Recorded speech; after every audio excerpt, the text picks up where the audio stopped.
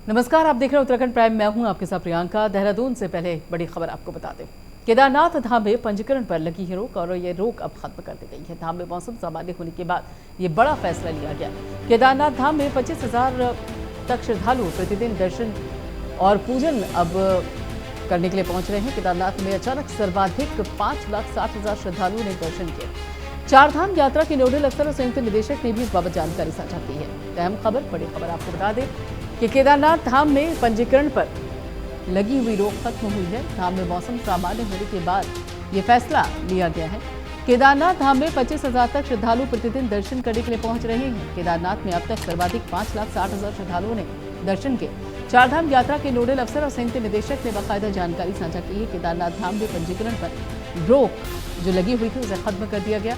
धाम में मौसम सामान्य होने के बाद ये बड़ा फैसला लिया गया है। केदारनाथ धाम में 25,000 तक श्रद्धालु प्रतिदिन दर्शन और पूजन कर रहे हैं। केदारनाथ में अब तक सर्वाधिक 5,60,000 से ज्यादा श्रद्धालुओं ने दर्शन किए हैं। चारधाम यात्रा के नोडल अफसर और संयुक्त निदेशक ने इस बाबत जानकारी साझा की है। और फिलहाल इससे पहले मौसम को देखते हुए जो फैसला लिया गया था कि केदारनाथ धाम की यात्रा के लिए पंजीकरण पर रोक लगा दी जाए, लेकिन अब चूंकि मौसम सामान्य हो गया है तो इसलिए उस रोक को अब हटा दिया गया है।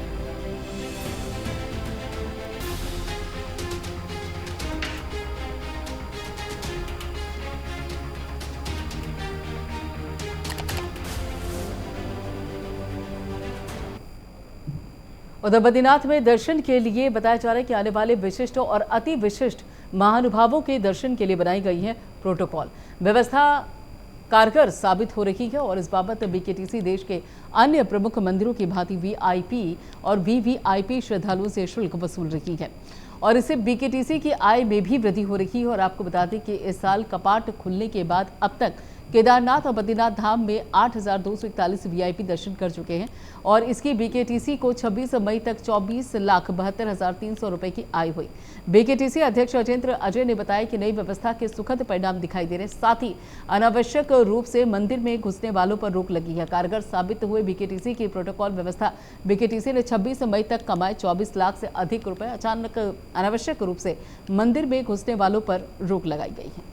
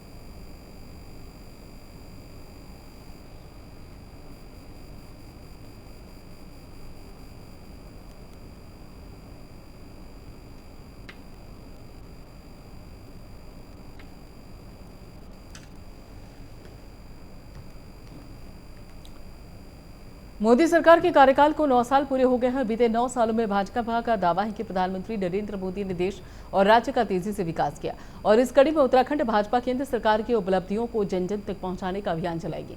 बीजेपी प्रदेश अध्यक्ष महेंद्र भट्ट का कहना है कि प्रत्येक लोकसभा में किसी न किसी केंद्रीय मंत्री के कार्यक्रम आयोजित किए जाएंगे और इसके साथ ही उत्तराखंड भाजपा ने प्रधानमंत्री नरेंद्र मोदी से राज्य की किसी एक लोकसभा सीट में जनसभा का भी अनुरोध किया है। भाजपा प्रदेश अध्यक्ष महेंद्र भट्ट का दावा है कि पार्टी 2024 के इलेक्शन में भारी बहुमत से जीतेगी और वहीं पर कांग्रेस प्रदेश उपाध्यक्ष सूर्यकांत धस्माना का कहना है कि मोदी सरकार के 9 साल के कार्यकाल बेहद निराशाजनक रहे। सत्ता में आने से पहले बहुत हुई महंगाई की मार, अब की बार मोदी सरकार का नारा देने वाले प्रधानमंत्री लगातार महंगाई को बढ़ावा दे रहे हैं। इसके अलावा बेरोजगारी, भ्रष्टाचार, महिला अपराध जैसे तमाम मुद्दे हैं जिस पर प्रधानमंत्री कुछ भी बोलने को तैयार नहीं है।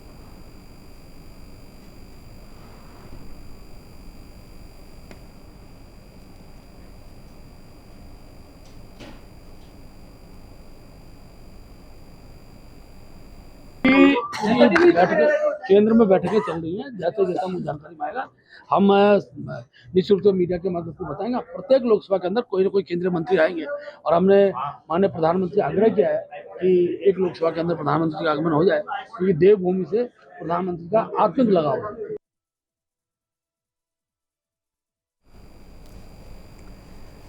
तो देश सेवा सुशासन गरीब कल्याण को समर्पित और उसके साथ साथ 9 साल पूरे होने पर सीएम धामी ने प्रेस वार्ता की थी और इस दौरान सीएम धामी ने 9 साल की जो उपलब्धियां रही हैं केंद्र सरकार की वो इस प्रेस कॉन्फ्रेंस में सबके सामने रखी।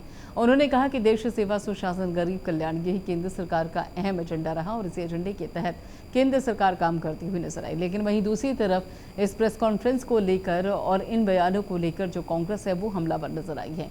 कांग्रेस का कहना यह है कि जो नारा दिया गया था कि महंगाई को दूर भगाया जाएगा और उसके साथ साथ सभी के लिए सहज और सामान्य माहौल बनाया जाएगा, आखिर उन नारों का और उन दावों का क्या हुआ है। तो कांग्रेस ने पलटवार किया है और इस बाबत आपको बता दें कि केंद्र सरकार के 9 साल पूरा होने को लेकर बीजेपी शासित राज्यों में बाकायदा प्रेस कॉन्फ्रेंस भी आयोजित की जा रही है, जिसमें उत्तर प्रदेश के मुख्यमंत्री योगी आदित्यनाथ ने भी प्रेस कॉन्फ्रेंस की और इस बाबत उत्तराखंड के मुख्यमंत्री पुष्कर सिंह धामी ने भी प्रेस कॉन्फ्रेंस करके केंद्र सरकार की उपलब्धियों को जनता के सामने रखा और इसी बाबत यहां पर कांग्रेस ने भी हमला बोला है। पवन दीक्षित हमारे साथ जुड़ चुके इस बाबत आगे की जानकारी देने के लिए। पवन दीक्षित जी, अगर देखिए धामी सरकार केंद्र सरकार की उपलब्धियां गिनवा रही है पिछले 9 सालों की, तो उसमें आखिर कांग्रेस को क्या आपत्ति है, वो भी अपनी उपलब्धियां लेकर जनता के बीच में जाए? बिल्कुल प्रियंका, कल 9 वर्ष पूरे हो रहे हैं प्रधानमंत्री नरेंद्र मोदी के अपने प्रधानमंत्री के कार्यकाल के। इस मौके पर देश भर में भारतीय जनता पार्टी इसे महाजनसंपर्क अभियान के रूप में आगामी 1 माह तक मनाने जा रही है, जिसकी आज शुरुआत सभी प्रदेशों में हुई है। उत्तराखंड की अगर बात करें तो उत्तराखंड में आज मुख्यमंत्री पुष्कर सिंह धामी और केंद्रीय मंत्री संजीव बालियान, वहीं इस प्रदेश अध्यक्ष महेंद्र भट्ट ने इसका विधिवत शुरुआत की है और पत्रकारों के साथ संवाद भी स्थापित किया है। पत्रकारों के साथ संवाद करते हुए अपनी पूरे इस 9 वर्ष की जो प्रधानमंत्री नरेंद्र मोदी की देश में जो महत्वपूर्ण कार्य किए गए उनका लेखा जोखा मीडिया के समक्ष रखा, प्रस्तुत किया और उसके साथ ही उत्तराखंड में इन योजनाओं से उत्तराखंड वासियों को लाभ हो रहा है उसका भी उन्होंने जिक्र किया है। जिसमें महत्वपूर्ण बात ये रही कि जहां एक ओर भारतीय जनता पार्टी अपने 9 वर्ष के कार्यकाल को बेहतर बता रही है, 9 वर्ष के कार्यकाल की तुलना पिछले 65 वर्षों से भी कर रही है, तो वहीं कांग्रेस अब इस बीजेपी के इस 9 वर्ष के जो कार्यकाल है, प्रधानमंत्री नरेंद्र मोदी का 9 वर्ष का जो कार्यकाल है उसकी जो खामियां हैं उसको उजागर कर रही है और 9 सवाल भारतीय जनता पार्टी से पूछने का कार्य कर रही है, जिसमें महंगाई है, बेरोजगारी है, महिला सुरक्षा है और अंतर्राष्ट्रीय सीमा विवाद है। ऐसे तमाम मुद्दे जिन पर सवाल पूछ रही है, लेकिन भारतीय जनता पार्टी का साफ तौर पर कहना है कि ये उनका जो चश्मा है वो चश्मा ठीक नहीं है, अब उसका लेंस भी नहीं बदल सकता है, क्योंकि ये ऐसे कुछ कार्य किए गए हैं प्रधानमंत्री नरेंद्र मोदी के द्वारा जो अद्भुत है।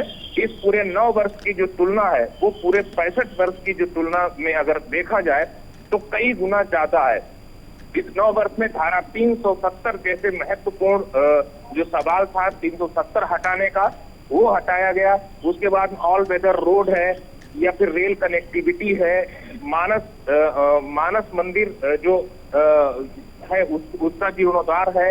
ऐसे ही तमाम जो मुद्दे हैं, चाहे वो करोड़ों जो परिवार हैं उनको फ्री जो गैस सिलेंडर देने का काम किया हो, चाहे जनधन खाते खुलवाने का कार्य किया गया हो, चाहे प्रधानमंत्री आवास योजना के तहत करोड़ों लोगों को आवास दिए गए हों, ऐसी तमाम उपलब्धियों को लेकर के जनता के बीच में जा रही है, जिसकी आज शुरुआत हो गई है और कल इस पर एक कार्यक्रम आयोजित किया गया है और एक पूरे माह तक चलने वाला है।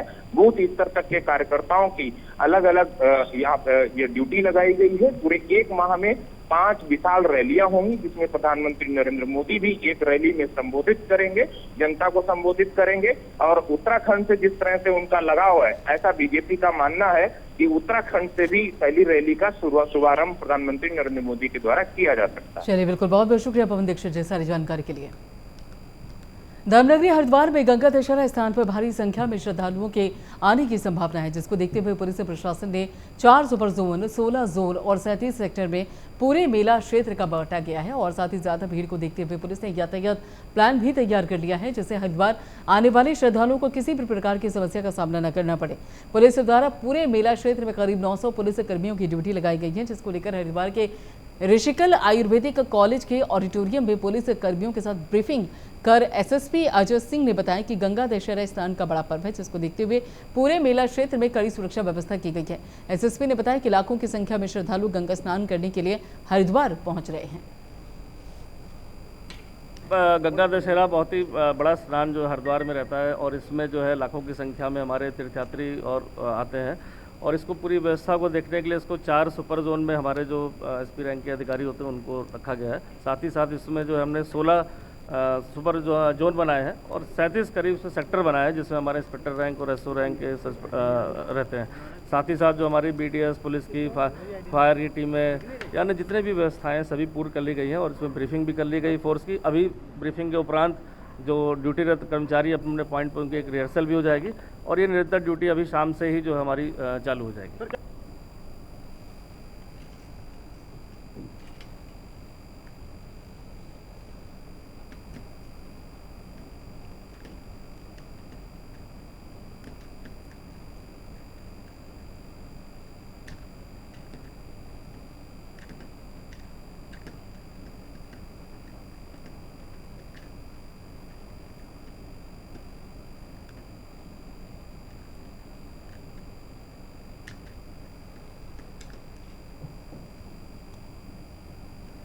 तो गंगा दशहरा स्थान शुरू हुआ है, जिसके चलते व्यवस्थाओं को भी व्यापक किया जा रहा है ताकि जो श्रद्धालु पहुंचे उनको किसी तरीके की समस्या ना हो, जो कि भारी संख्या में श्रद्धालु यहां पे गंगा दशहरा के मौके पर पहुंच रहे हैं।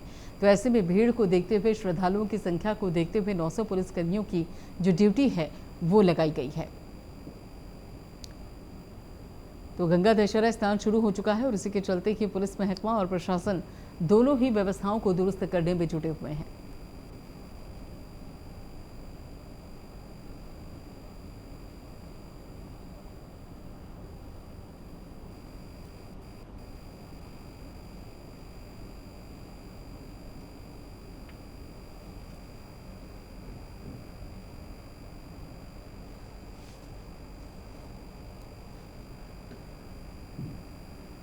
किचा विधायक तिलक राज बेहड़ पिछले 3 महीने से स्वास्थ्य लाभ ले रहे थे और अब पूरी तरीके से स्वस्थ हैं और अब वो अपने आवास विकास कार्यालय पर आम जनमानस की समस्याओं का निस्तारण किया।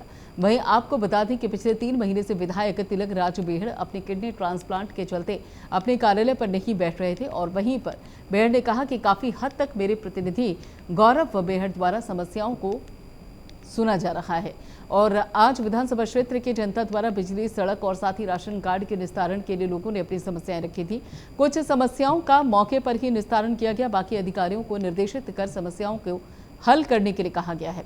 वहीं पर बेहड़ ने कहा कि 40 वर्षों से रोजगार कर रहे लोगों को उजाड़ना निंदनीय है। लोगों को अतिक्रमण के नाम पर उजाड़ा जा रहा है। सरकार को जमीन का मुआवजा मिलना चाहिए और इन्हें बसाने के लिए भूमि देनी चाहिए। समस्याएं हैं, कोई समस्या जो होती है डेवलपमेंट विकास को चाहते हैं, अब तो बहुत कम हो गई, काफ़ी स्तर पर बने। पिछले राउंड में जो समस्याएं सुनी थी मैंने अक्टूबर-नवंबर गांव जाके, उसमें मैंने लगभग 90% काम लोगों के स्वीकृत करा दिए विधायक निधि के और दोबारा भी पैसा आने वाला और योजनाएं हम पहले से एडवांस में तैयार कर रहे हैं। सड़क है, बिजली है, आपके जल मिलन केंद्र हैं, सुपथा स्नानी द्वार हैं, तो जो भी लोग मांग रहे हैं हम दे रहे हैं, हम किसी को मना नहीं कर रहे हैं। हर ग्राम सभा को हर मजरे के अंदर हम विकास कर रहे हैं और आज भी इसी तरह की समस्या आई है। और मेन समस्या जो आज जो किच्छा के अंदर अतिक्रमण के नाम पर जो लोगों को उजाड़ा गया है,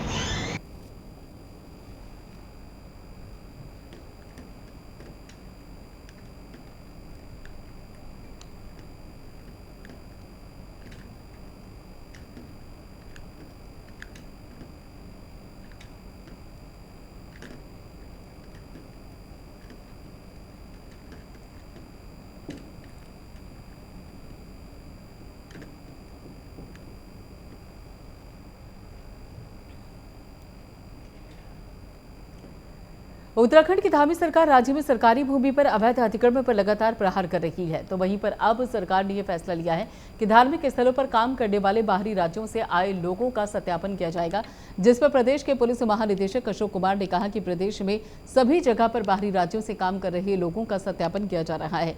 पूरे प्रदेश भर में सत्यापन को एक अभियान के तौर पर लिया जा रहा है। पुलिस सभी जनपदों में वेरिफिकेशन कर रही है। उन्होंने कहा कि जो भी व्यक्ति बाहर से उत्तराखंड में काम कर रहा है उसका सत्यापन किया जा रहा है और जो लोग किराए के मकानों पर हैं उनका भी सत्यापन किया जा रहा है। बाहरी राज्यों में आए लोगों का होगा सत्यापन और किराए के मकानों में रहने वालों का भी सत्यापन होगा। अशोक कुमार ने सत्यापन को लेकर जानकारी साझा की।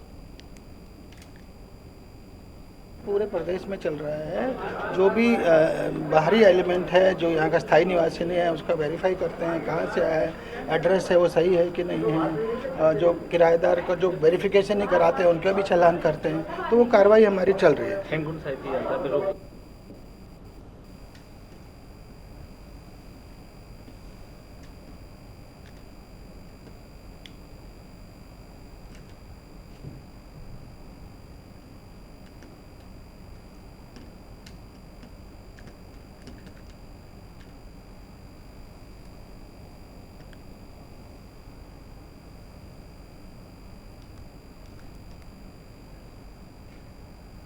देहरादून में मौसम विभाग ने पूर्वानुमान जारी किया है, जिसमें आपको बता दें कि प्रदेश में आज से 1 जून तक मौसम के खराब रहने का अनुमान है और वहीं पर बताया जा रहा है कि ओलावृष्टि ऑरेंज अलर्ट भी जारी किया गया। तो मौसम विभाग ने पूर्वानुमान जारी किया है, मौसम के खराब रहने का अनुमान लगाया जा रहा है। मौसम विभाग ने ऑरेंज अलर्ट भी इस बाबत जारी कर दिया है।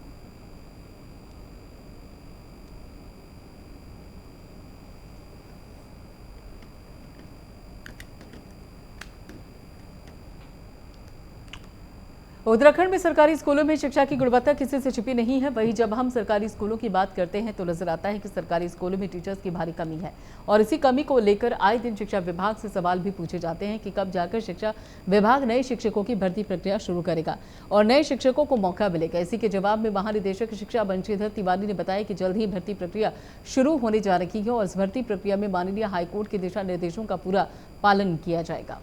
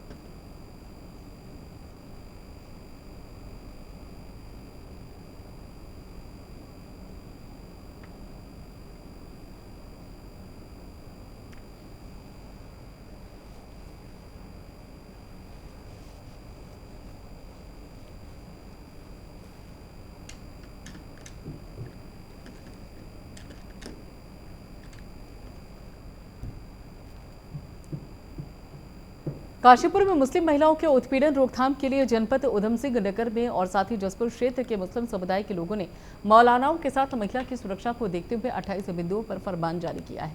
और इस फरमान में लड़की के परिवार को दहेज न देने के साथ साथ महिलाओं की सुरक्षा के लिए महिलाओं के खाने का अलग इंतजाम जैसे और भी महत्वपूर्ण बिंदु हैं। जो कि लड़की परिवार इन बिंदुओं से अलग होकर शादी करता है तो उस पर जसपुर स्थानीय निवासियों के साथ मौलाना भी खुलकर विरोध करेंगे। जारी हुए फरमान का मुस्लिम महिलाओं के साथ राजनीतिक पार्टियों ने स्वागत किया। इस फैसले के बाद एक तरफ से सियासी पारा बढ़ता हुआ दिखाई दे रहा है। राज्य महिला आयोग उपाध्यक्ष सायरा बानो ने इस फरमान को तुगलकी फरमान कहा कि ये महिलाओं की आज़ादी पर हमला है। इस मामले को आयोग में लेकर आए।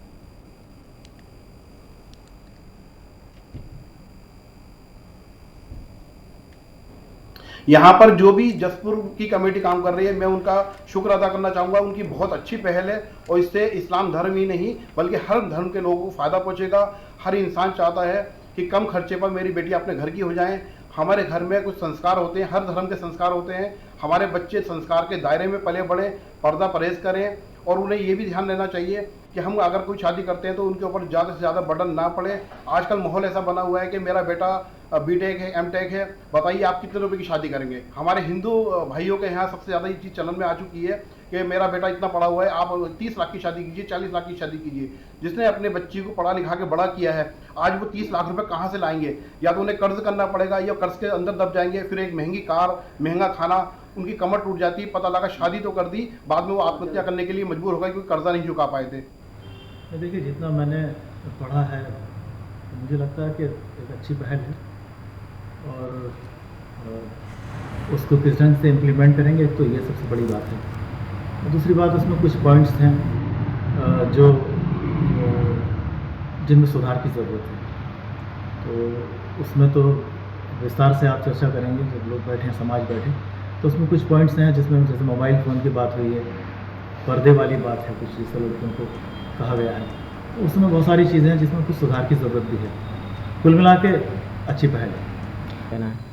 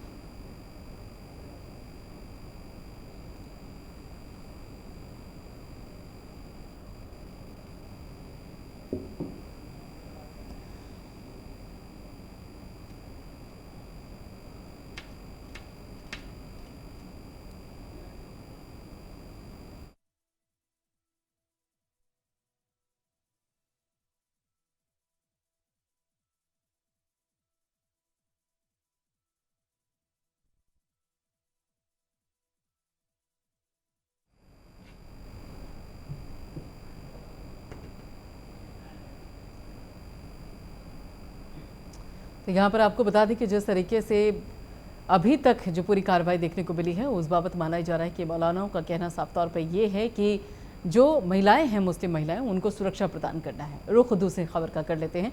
देहरादून में विभिन्न स्थानों पर टप्पेबाजी की घटनाओं का अंजाम देने वाले शातिर चोरों को पुलिस ने गिरफ्तार कर लिया है। साथ ही आरोपियों के कब्जे से 6 मोबाइल फोन और 1 तमंचा और जिंदा कारतूस, साथ ही होंडा सिटी कार बरामद की गई। वहीं पर एसएसपी ने पूरे मामले का खुलासा करते हुए पुलिस टीम को 5000 का इनाम भी दिया। शातिर चोरों का पुलिस ने खुलासा किया। 3 आरोपियों को गिरफ्तार किया गया। पुलिस ने चोरी का माल भी बरामद कर लिया है। फिलहाल इतना ही। बाकी खबरों के लिए आप जुड़े रहिए प्राइम न्यूज़ के साथ।